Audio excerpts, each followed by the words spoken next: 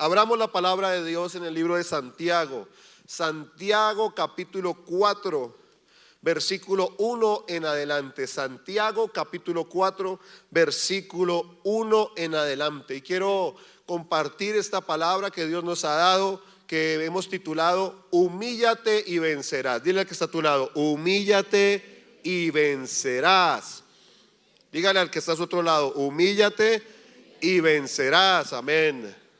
Gloria a Dios. Santiago capítulo 4 versículo 1. ¿Cuántos tenemos el texto en esta mañana? ¿Y cuántos no lo tienen todavía? A ver. Listo, ya todos estamos. Santiago capítulo 4 versículo 1. Gracias, hermanos, Dios lo bendiga. Santiago capítulo 4 versículo 1 en adelante. Dice la palabra de Dios. Digámoslo todos en voz alta. ¿De dónde vienen las guerras y los pleitos entre vosotros? ¿No es de vuestras pasiones las cuales combaten en vuestros miembros? Codiciáis y no tenéis, matáis y ardéis de envidia y no podéis alcanzar.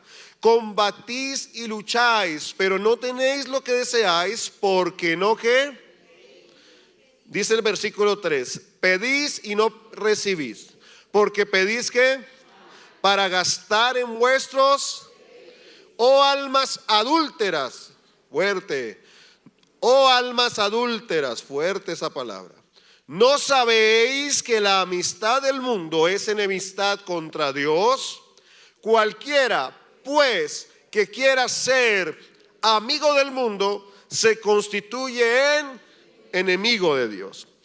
¿O pensáis que la Escritura dice en vano: el Espíritu que Él ha hecho morar en nosotros nos anhela celosamente? Y dice el versículo 6, pero Él da mayor gracia. Por esto dice, Dios resiste a los soberbios y da gracia a los humildes. Someteos pues a Dios, resistid al diablo y huirá de vosotros. Acercaos a Dios y Él se acercará a vosotros. Pecadores, limpiad las manos, y vosotros los de doble ánimo, purificad vuestros corazones. Afligíos y lamentad y llorad. Vuestra risa se convierta en lloro y vuestro gozo en tristeza. Humillaos, diga conmigo, leamos ese texto todos. Humillaos delante del Señor y Él os exaltará. Humíllate y vencerás. Dile que está a tu lado, humíllate y vencerás. ¿Cuánto le damos ese fuerte aplauso al Señor por su palabra? Honramos la palabra de Dios. Amén. El libro de Santiago, algunos lo llaman el proverbista del Nuevo Testamento. Hay sabiduría, hay riqueza, hay principios de sabiduría para nosotros, para la iglesia de Cristo. Santiago, era más conocido como Jacobo, hermano de Jesús, pero también era conocido como Santiago. Escribió esta carta, esta epístola, más o menos hacia el año 40 después de Cristo, entre 40 y 50. Era uno de los hermanos, hijo de María, hermano de Jesús. Uno de sus hermanos, un hermano menor de Jesús. Algunos lo relatan así. Y esta carta va dirigida a los judíos cristianos en dispersión. Llama poderosamente la atención que el Señor, como lo estudiábamos la semana pasada, genera o da un mandato claro: vayan por todo el mundo y prediquen el evangelio. Pero les dice que no se vayan de Jerusalén hasta que reciban la promesa del Espíritu Santo. Pero después de que viene la promesa del Espíritu Santo, Dios utiliza un instrumento, porque la palabra de Dios dice que para los que amamos a Dios, todas las cosas ayudan para bien, cooperan para bien, conforme al propósito para el cual hemos sido creados, y le damos la gloria a Dios. Pero Dios utilizó en ese momento un instrumento que tal vez a ninguno de nosotros nos gustaría pasar. Dios utilizó el instrumento de la persecución. los judíos empezaron a perseguir a los judíos cristianos. Y viene esa historia donde la iglesia, llena del poder del Espíritu Santo, predica el evangelio todos los días por el templo, por las casas. No cesaban de predicar a Jesucristo, pero también continúa la persecución. Es más, Dios toca a un hombre que era de la persecución, Saulo de Tarso, y se convierte en un gran predicador, Pablo, que llevó el evangelio a cada uno al mundo conocido, y por el ministerio de Pablo hoy el evangelio está entre nosotros. Pero Dios utiliza algo que fue la dispersión. Tuvieron que ser dispersos por la obra de Dios. Suena como duro decir eso. Y Santiago envía una carta a los judíos cristianos que estaban dispersos, que habían salido por la persecución. Y por eso el libro de Santiago es rico en sabiduría. Por ejemplo, inicia hablando acerca de las pruebas, que la prueba trae paciencia y que la paciencia trae perfección. Porque a esta gente les tocó pasar pruebas, dificultades. Pero también es un libro de exhortación, de corrección. Y concretamente cuando llegamos al capítulo 4, el versículo 1 al 10, que es lo que estamos hablando, Santiago busca desenmascarar el orgullo, la carnalidad, la falsa fe o falsa religiosidad en el creyente, mostrando que la victoria espiritual viene también asociada a la humillación radical ante Dios. Es muy importante entender eso.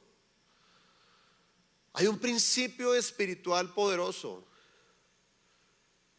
que el mismo Cristo nos enseñó, que Él se humilló hasta lo sumo, y al humillarse hasta lo sumo, hasta la muerte y muerte de cruz, se le dio un nombre que es sobre todo nombre, ante el cual toda rodilla se doblará y toda lengua confesará que Cristo es el Señor Todopoderoso, al cual damos toda la gloria y toda la adoración en esta mañana. Es un libro muy importante que habla de la madurez del cristiano.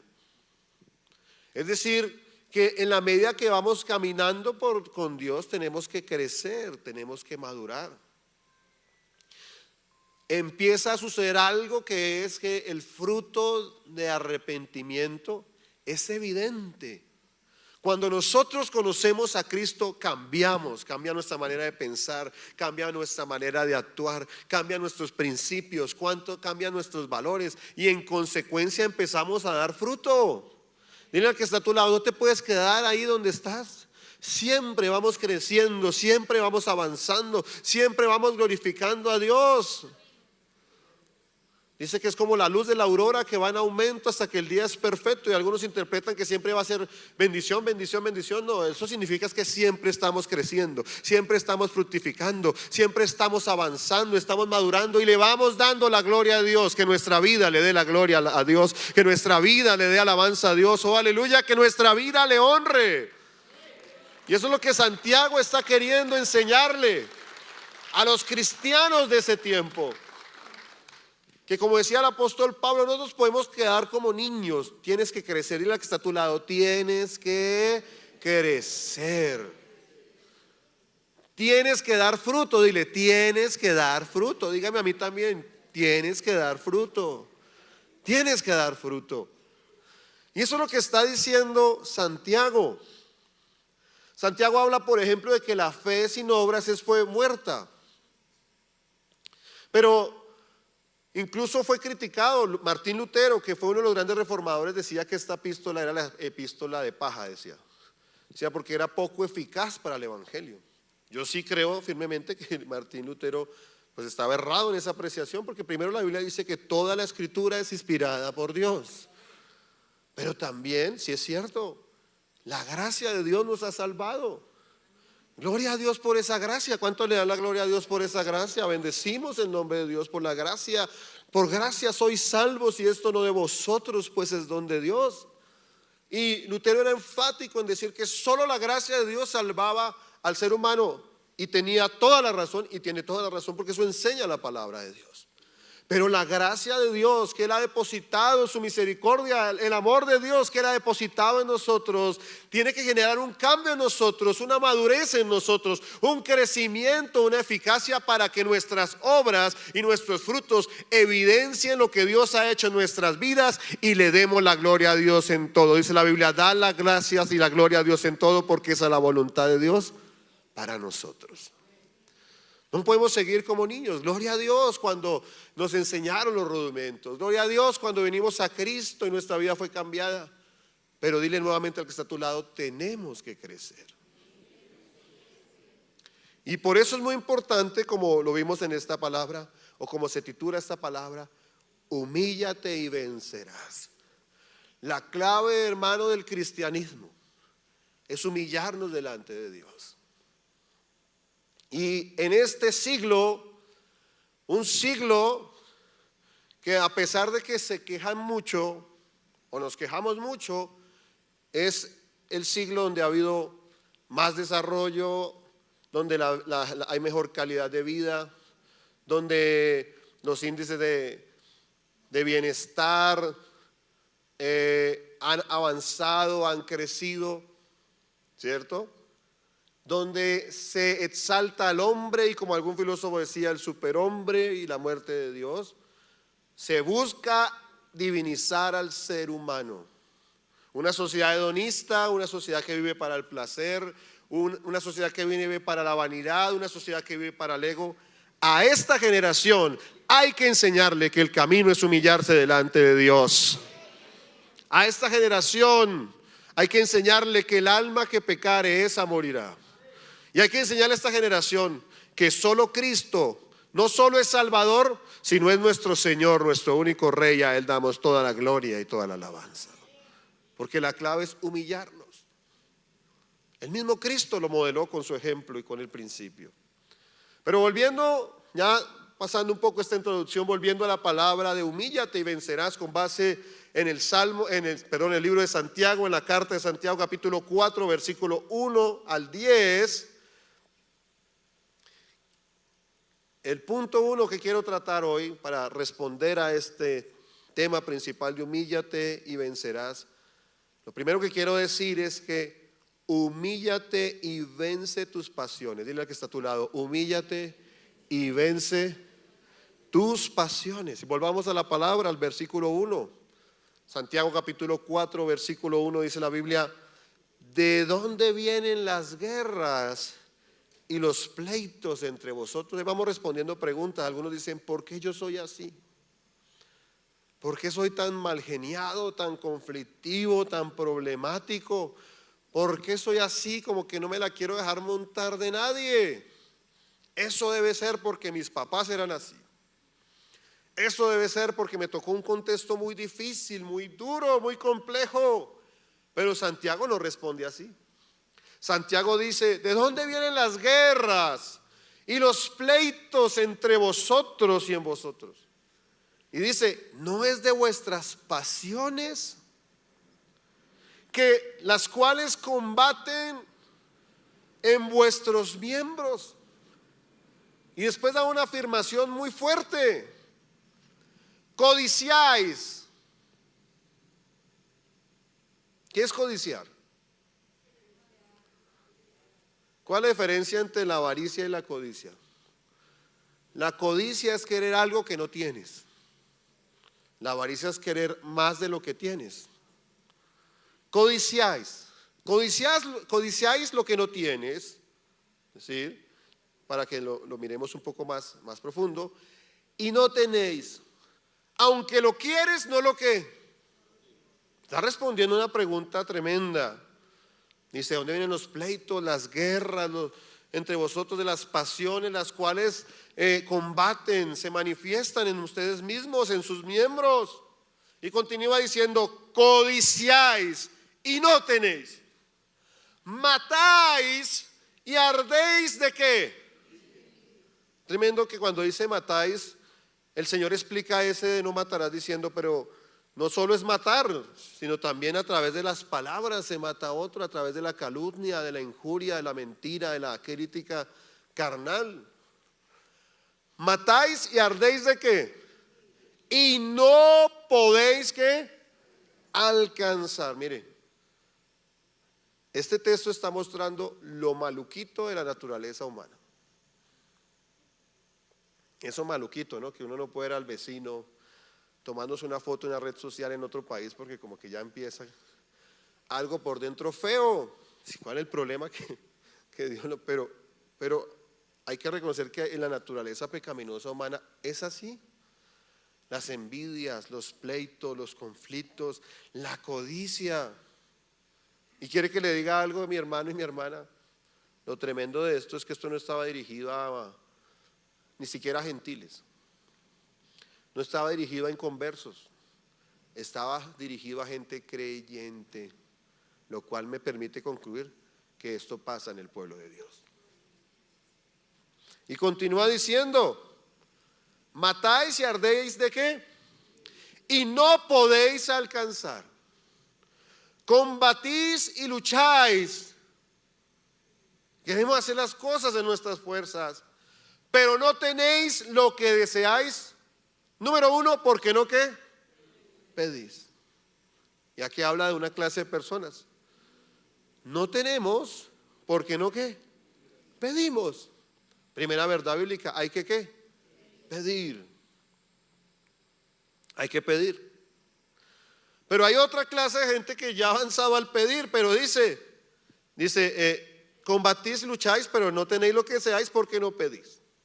Pero el versículo 3 dice, pedís y no ¿qué? Recibís. Hay otros que piden pero no reciben.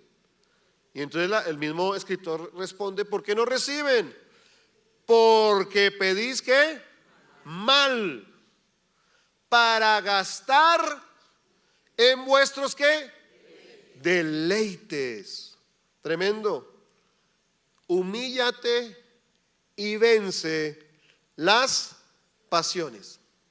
Mira, hay dos palabras claves en estos 3 versículos que quiero resaltar. No es que las demás no sean claves, son 2 palabras claves que quiero resaltar para ilustrar lo que quiero decir.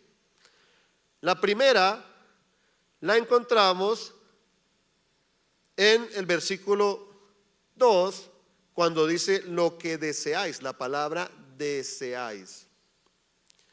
Pero también la palabra final del versículo 3, deleites. Lo que deseas, tus deleites. Ahí la palabra está haciendo alusión a placeres egoístas. Ahí la palabra está haciendo alusión a deleites carnales. Está haciendo alusión a la búsqueda de una gratificación inmediata sin obediencia. Tremendo eso. Y le está hablando a creyentes, los cuales su vida está siendo gobernada por pasiones, por sus propias pasiones. Oran y no se postran, no se rinden. Oran para crecer ellos mismos, pero no para la purificación, para la transformación y para la gloria de Dios. Y esto hay que enseñárselo a la iglesia de este siglo, porque la gran mayoría, tenemos que reconocerlo, pero bendita y poderosa palabra que redarguye y que transforma y que cambia. Nosotros no oramos para que Dios haga lo que nosotros queremos. Nosotros oramos para que la gloria de Dios se manifieste y para que la voluntad de Dios gobierne nuestras vidas y nuestros corazones en todo tiempo. Y nosotros tenemos que empezar a crecer, tenemos que empezar a cambiar, tenemos que empezar a ver la gloria de Dios manifestada en cada uno de nosotros, en empezar a entender por la obra del Espíritu Santo y por la revelación de la palabra que trae iluminación, trae luz, trae corrección, de que nosotros no oramos para nuestros deleites, nuestras pasiones. Mire, hoy se ve incluso gente que tiene oraciones contrarias, oran para que al otro le vaya mal, oran para que el otro se confunda. Y hasta entre hermanos se da eso. Por supuesto, nosotros a veces hemos orado en este altar que Dios confunda a los hechiceros, a los brujos, o evidentemente a los que están haciendo el mal en la nación, porque evidentemente queremos, pero porque lo hacemos bajo un principio que es que Dios establezca su diseño, su propósito, su voluntad, y que los principios de la palabra de Dios gobiernen a Colombia. Pero lo que yo me estoy refiriendo es que incluso en las iglesias hay oraciones basadas en envidia. Hay oraciones basadas en egoísmo. Hay oraciones basadas en la carne, oraciones almáticas. Y hay un desenfoque. Hay unos que ni oran porque le han hecho un altar a su propia carne. Y Dios nos está llamando a que crucifiquemos tu carne. Crucifica tu carne, crucifico yo mi carne, para que aún así no queramos buscar a Dios. Dios nos está llamando a que lo busquemos con todo nuestro corazón. Pero hay otros que su enfoque en la oración debe cambiar. El enfoque de la oración no debe ser para mis deleites. El enfoque de la oración debe ser para que la gloria de Dios se manifieste, para que yo sea cambiado, yo sea transformado, mi familia sea transformada, para que nos alineemos a la voluntad de lo que Dios quiere hacer en cada uno de nosotros. Esa fue la oración de Ana. Ana es la mejor explicación de lo que nos ilustra. Entonces usted me está preguntando ahí, como que me mira así y dice, pero entonces nunca puedo pedir por algo. Pues el mejor ejemplo fue el ejemplo de Ana. ¿Quién era Ana? La mamá de Samuel. Pero Ana era una mujer estéril. Era una mujer que anhelaba tener un hijo. Era una mujer menospreciada por su esposo. ¿Por qué? Porque no tenía un hijo. Y había una tradición en ese momento que si un esposo no tenía, su esposa no podía tener hijo, tenía el derecho de tener otra esposa. Y la otra esposa, ¿cómo se llamaba? Penina. Y Penina se burlaba, Penina la ofendía. ¿Tenía una necesidad o no tenía una necesidad esta mujer?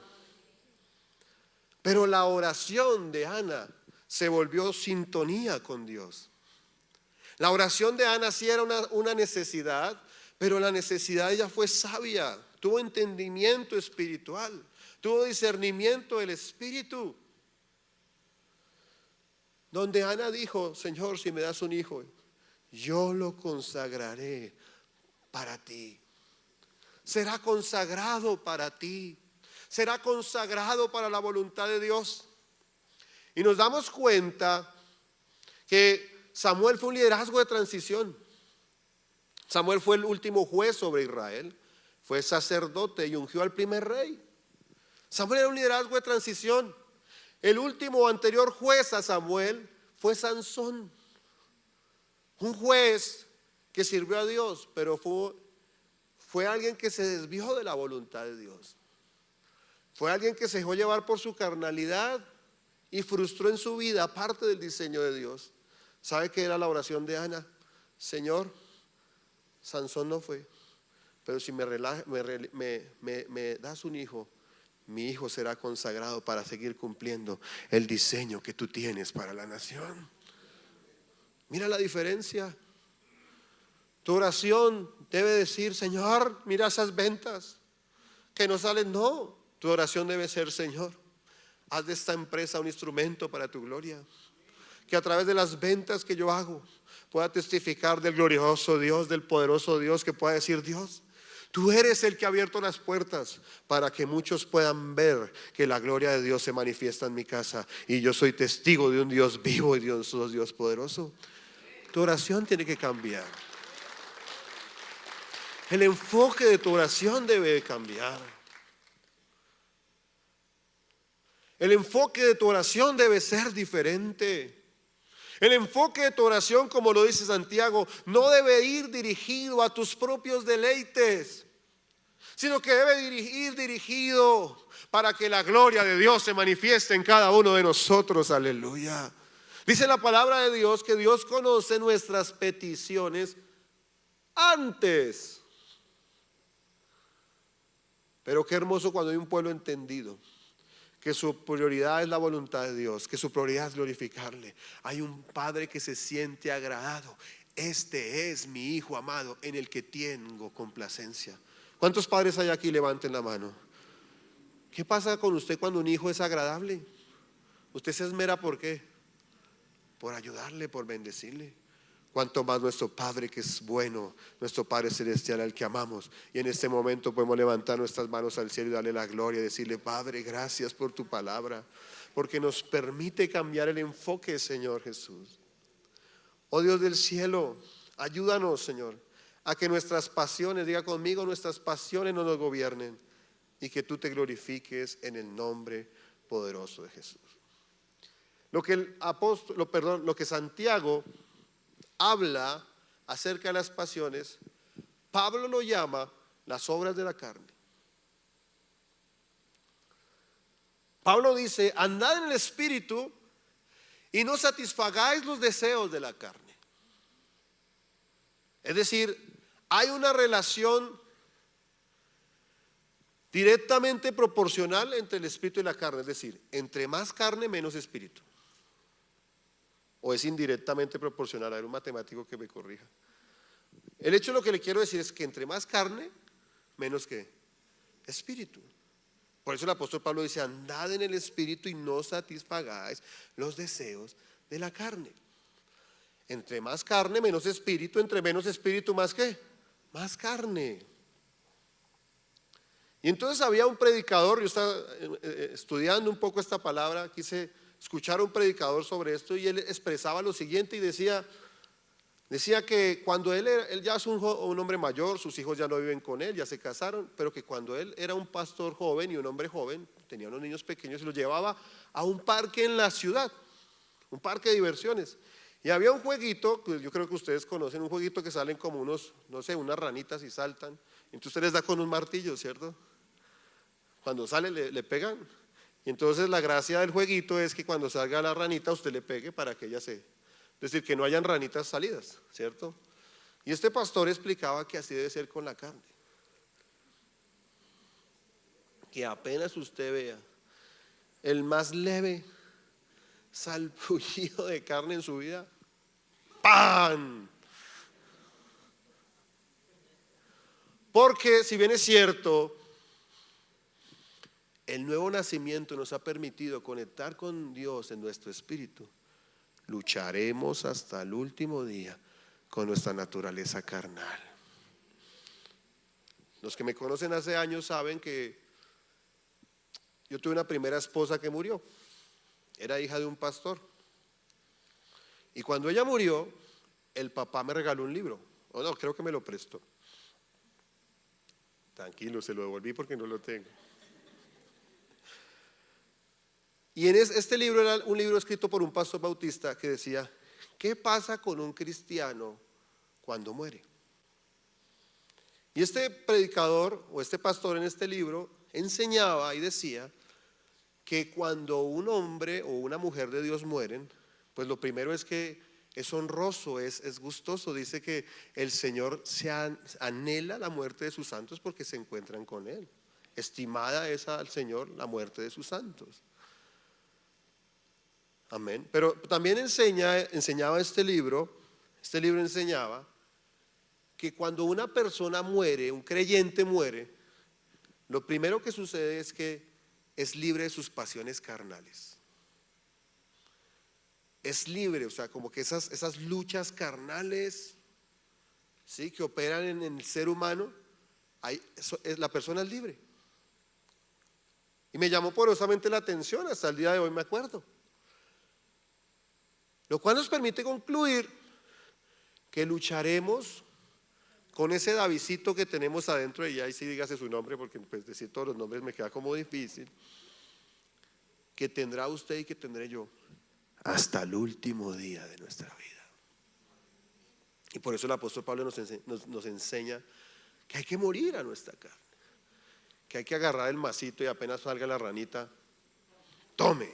¿Cuántos han jugado ese jueguito? Muy pocos, pero todos lo saben de qué estoy hablando, ¿cierto? Bueno. Y la clave para eso es que humillarnos delante de Dios. Es decir, debemos humillarnos para vencer nuestras pasiones, crucificarlas. Hay que volver a predicar el mensaje de la cruz. Con Cristo estoy juntamente crucificado. Jesús le dijo a uno: cada uno lleve su cruz y sígame.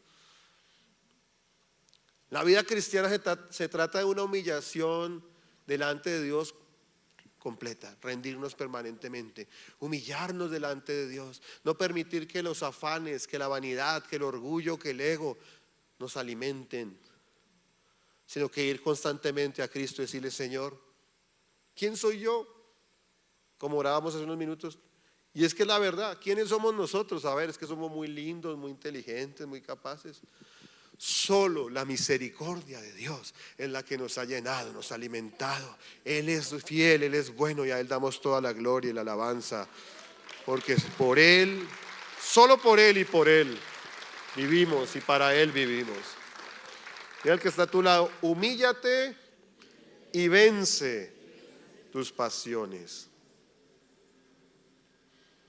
Sí, no solo hace alusión a los deseos sexuales, también hace alusión al orgullo, a la envidia, a la autoimagen, al deseo de poder, a la necesidad de ser aprobados. Y el que tenga oídos para oír, que oiga. Entonces el escritor de Santiago, Jacobo, que también es llamado Santiago, habla inicialmente de las pasiones nuestras, de nuestra carne. Pero va al segundo tema, que continúa en los siguientes versículos del 4 al 6. Y este es el segundo punto que les quiero tratar. Dile al que está a tu lado, humíllate, dile, humíllate y rompe con el mundo. Humíllate y rompe con el mundo. Vamos a la Biblia. Versículos 4 y 6. Estamos en Santiago capítulo 4, versículo 4 al 6. Dice, oh almas adúlteras. Qué frase tan fuerte. ¿No sabéis que la amistad del mundo es enemistad con quién? Contra Dios. Y lo dice en tono de pregunta. ¿No sabéis que la amistad del mundo es enemistad contra Dios? ¿Lo saben o no lo saben? Es lo que está diciendo Santiago. ¿Lo sabes o no lo sabes? Dile al que está a tu lado. ¿Lo sabes o no lo sabes? Que la amistad con el mundo es enemistad con Dios. Pablo dijo, no andáis en el espíritu, andad en el espíritu y no satisfagáis los deseos de la carne. Pero Santiago nos dice también, no solo la carne, viene el otro enemigo, el mundo. ¿Eres amigo del mundo? No eres amigo de Dios. ¿Eres amigo de Dios? No eres amigo del mundo. Y eso nos lleva a confrontarnos porque la iglesia hoy es muy mundana.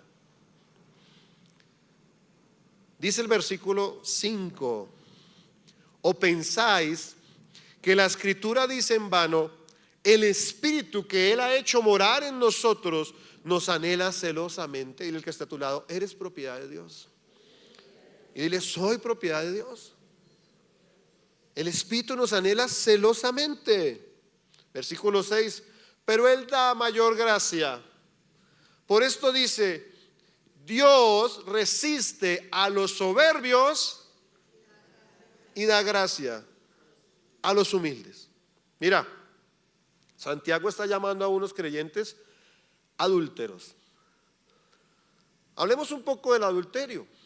Jesús dijo acerca del adulterio que no solo se necesitaba practicar el acto, porque los judíos eran muy radicales en el tema del acto del adulterio. Si eran encontrados en adulterio, las personas que hacían con ellos los apedreaban.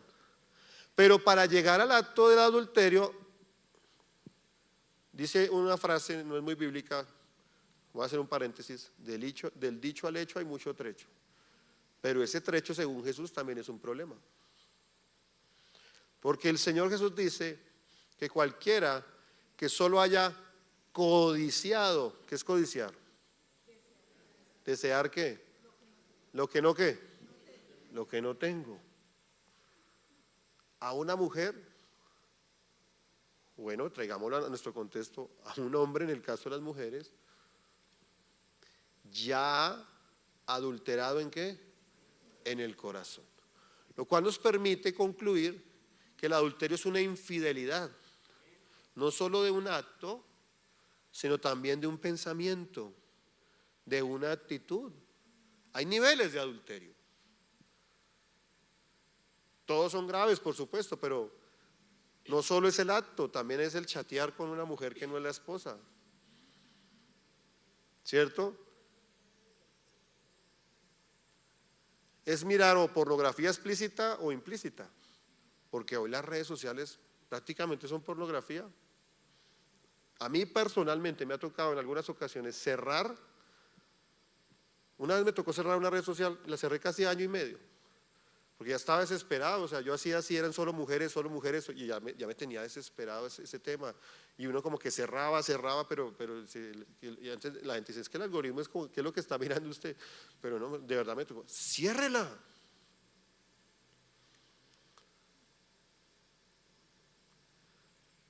Porque el adulterio no solo es el acto. Y volviendo a lo que estamos hablando, Santiago utiliza una palabra muy fuerte. Le dice a los cristianos, oh almas adúlteras, almas infieles, que quieren tener amistad con Dios y con el mundo, que quieren tener amistad con sus pasiones, sus pecados y con Dios, que el lunes a viernes juegan con el mundo y el domingo levantan las manos en el templo. Y les dice, y nos dice a nosotros también, ¿no sabéis que la amistad con el mundo es enemistad con Dios? Y mientras yo estudiaba esta palabra, recordaba la vida de Lot y su esposa. Lot fue una persona ventajosa. El Señor le dijo a Abraham, vete de tu tierra y tu parentela. Nunca le dijo, vete con tu sobrino de tu tierra y tu parentela. Le dijo, vete a él. Pero él se llevó ¿a quién? Al sobrino. Y llegó un momento que eso empezó a traer ¿qué? Problemas. Y Abraham le dice, ven, no es bueno que estemos riñendo entre nosotros. Si tú vas al norte, yo iré al sur. Si tú vas al oriente, yo iré al occidente. Y hay veces que hay que hacer eso con algunas personas, lo quiero decir. Porque lo que Dios te ha dado a ti es a ti. Y eso a veces duele entenderlo, pero duele más entenderlo después. Y entonces, cuando Abraham le dice eso a Lot, Lot utilizó algo que a veces utilizamos que genera grave problema. Miramos que es lo chévere, lo bueno, lo conveniente a los ojos, pero que muy probablemente, como dice la palabra de Dios, su fin es camino de muerte. Y el mejor ejemplo de un cristiano que se va dirigiendo a la mundanalidad es Lot, que escogió el valle y se fue acercando a la ciudad. El valle era una llanura, tenía aguas, tenía verdor y le dejó, perdóneme la expresión, el peladero al viejito. Alguien diría, ese Lot sí es inteligente, le hizo el gol al viejito bobo ahí. Pero el viejito bobo tenía la bendición del Dios de los cielos, y el creyente con la bendición, así sea en el peladero, prospera, porque no es el pedazo de hombre, sino el que está encima de ese hombre. Pero por el contrario, Lot, su supuesta habilidad, su supuesta inteligencia, su supuesta astucia, lo llevó al mundo. Y se fue acercando, y se fue acercando, y se fue acercando. A un punto que cuando venía el juicio y el clamor de Abraham era, Señor, salva, salva. Dios envía unos ángeles para salvarlo. Los sinvergüenzas de la ciudad querían abusar de los ángeles de Dios. Y este hombre tenía una mezcla, un adulterio espiritual tan grande que se atreve a decirles, no se metan con los ángeles de Dios, no se metan con los santos, ahí están mis hijas para que hagan lo que quieran. ¿A usted le parece, no le parece que eso es adulterio espiritual? Intentar conciliar lo santo con lo más bajo del mundo. Eso fue lo que hizo este hombre. Y es lo que está diciendo Santiago.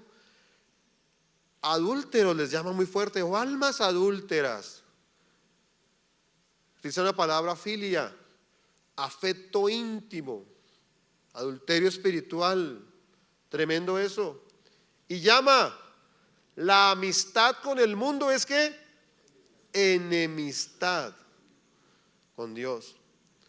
Y esto hace alusión a una iglesia que minimiza el pecado y que es amigo del mundo, trata de conciliar, se acomoda, el mensaje se acomoda, las prácticas de la iglesia se acomodan, y la iglesia no se puede acomodar al mundo y al pecado, mi hermano. En este tiempo, más que nunca, debemos predicar que el pecado trae destrucción y condenación eterna. Así al hombre de este tiempo no le guste. Es una iglesia, el adulterio espiritual es el que acomoda, es la iglesia que acomoda el mensaje para no incomodar, y se convierte en enemigo de Dios. Es el que busca aceptar el sistema. Y sucede algo como lo que sucedió con el pueblo de Israel. Cuando Moisés subió al monte, construyeron un becerro de oro y lo adoraban. Es una iglesia que adora al becerro de oro. Tremendo eso. Y hoy Dios nos está llamando a que rompamos con esa tradición. O somos de Dios o somos del mundo. Así claro. Estamos en el mundo, pero no somos de qué. Del mundo. Dice la Biblia: el mundo pasa y sus deseos, pero el que hace la voluntad de Dios, ¿qué? Permanece para siempre. Y habla también del doble ánimo. El Señor habla del arrepentimiento al doble ánimo. Número 3, tengo que avanzar porque ya se acabó el tiempo. Número 3, humíllate y sométete a Dios. Humíllate y sométete a Dios. Versículo 7 dice la Biblia: someteos pues, versículo 7, a Dios. Resistid al diablo y huirá de vosotros. Versículo 8 dice: acercaos a Dios y Él se acercará a vosotros. La Biblia nos dice: pedid y se os dará. Buscad y hallaréis. Clamad y se os abrirá. Y Santiago dice: acercaos a Dios y Él se acercará a vosotros. ¿Por qué? Porque Él es galardonador de los que le buscan. Y el que busca encuentra. No lo dice la Biblia, pero lo dice David. El que busca encuentra. Acercaos a Dios y Él se acercará a vosotros. Hay que crucificar la carne, hermanos. Esa lucha espiritual que se da con el buscar a Dios. Pero así tu cuerpo y tu carne no quieran, tu espíritu quiere, y vas a crucificar esa carne y te acercarás a Dios. Y no lo digo yo, lo dice la palabra. Y Él se acercará a cada uno de nosotros para derramar su gloria, su presencia y el mover del Espíritu Santo sobre nosotros. Dice: pecadores. ¿A quién está hablando? ¿A los del mundo?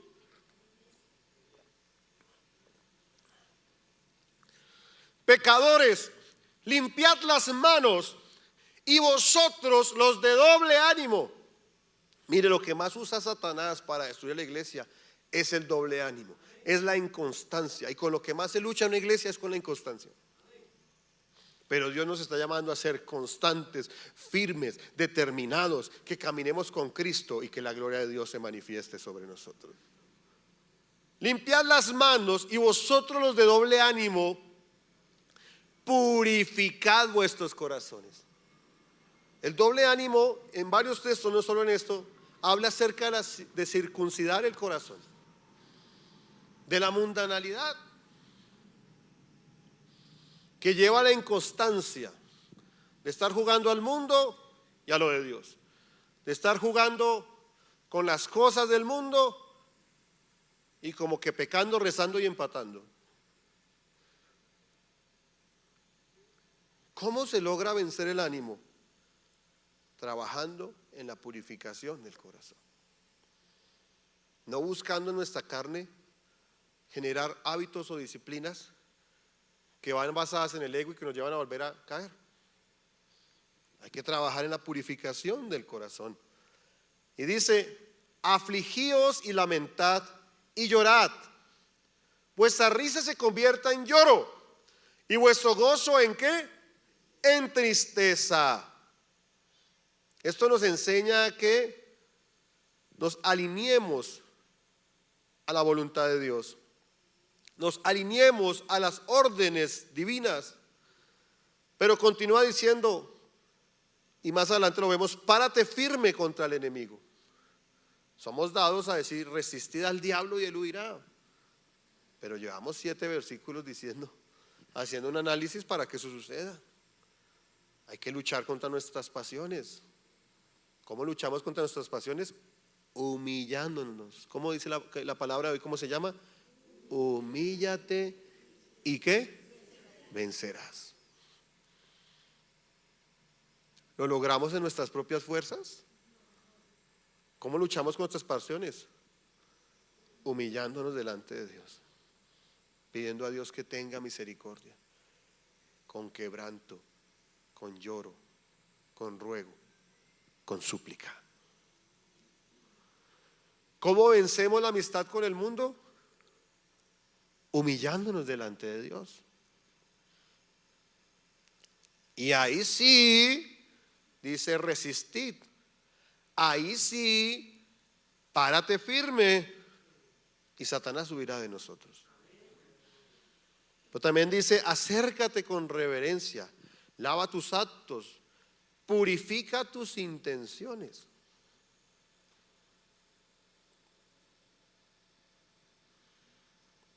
Y lo cuarto que quiero decir para terminar, ya estamos terminando. Diga que está a tu lado, humíllate y vencerás. Versículo 10 dice la palabra de Dios, humillaos delante del Señor y Él os exaltará. Humillaos delante del Señor y Él os exaltará. Mira, cuando la palabra dice humillaos delante del Señor, utiliza una palabra en el original que hace alusión a humillarse voluntariamente. Humillarse voluntariamente. Humillaos delante del Señor y Él los exaltará. ¿Cuándo? Acuérdense, hace 8 días. Suelta el cuándo.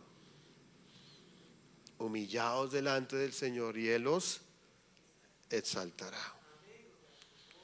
Pero dice humillaos a nosotros mismos. Voluntariamente, no a nosotros mismos, pero humillaos voluntariamente. Si la raíz griega de cuando dice humillaos es humíllate voluntariamente. Y esto me recuerda a Primera de Corintios, creo que es capítulo 11, que es un texto que nosotros utilizamos para la Santa Cena, porque habla de la Santa Cena, claro. Pero dice un texto, no recuerdo el versículo, si lo ayudan a buscar se los agradezco, dice, si pues os humillásemos a nosotros mismos, no seremos juzgados. Y mira, yo he tomado esto como un principio espiritual para mi vida, porque a pesar de que habla para la Santa Cena, tiene una riqueza en este tema. La humillación es la clave para que el desierto sea más corto. Porque te quiero decir, si Dios hizo pasar a Cristo por el desierto, ¿qué te hace pensar que a ti no te toca? O que a mí, no, los superhijos de Jesús, los consentidos del VIP, pues no. Pero la palabra dice, si pues, ¿lo tienes ahí? Sí, versículo 31, pues, nos examinásemos a nosotros mismos, ¿no seremos qué? Juzgados. Y es la misma que utiliza aquí Santiago cuando dice, humíllense. Hace alusión a bajarse al suelo voluntariamente. Señor, yo me humillo. Porque tenemos que reconocer, yo soy el primero que tengo que reconocer, que lucho con el orgullo. Pero quiero decirles que hay un tema con el orgullo. Que el antídoto que Dios utiliza para el orgullo, si no nos humillamos, se llama trituración.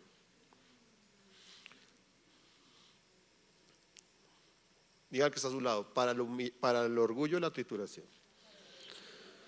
Dice la Biblia que Dios resiste a los soberbios. Y para el orgulloso, para el soberbio, para el arrogante, la trituración. Entonces hagámosle caso a Santiago en la palabra de Dios. Humillémonos voluntariamente. El que se humilla será exaltado. Pero por el contrario, el que se exalta será humillado. La clave del cristiano no es hazte grande y vencerás. Esa es la fórmula del mundo. La astucia, la habilidad, la fuerza. No se la deje montar, reaccione, pero en la iglesia, o no en la iglesia, en la palabra no es así. La palabra lo que nos muestra es que el que se humilla vence, el que se baja sube, el que se rinde reina, el que se postra ve la gloria de Dios.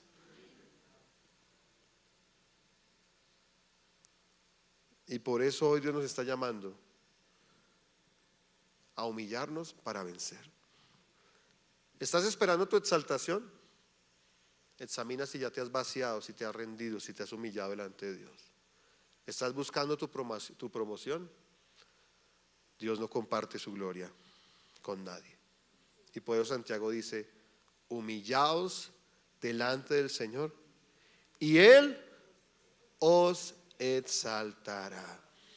Amén. Humíllate y vencerás. Dile al que está a tu lado: humíllate y vencerás.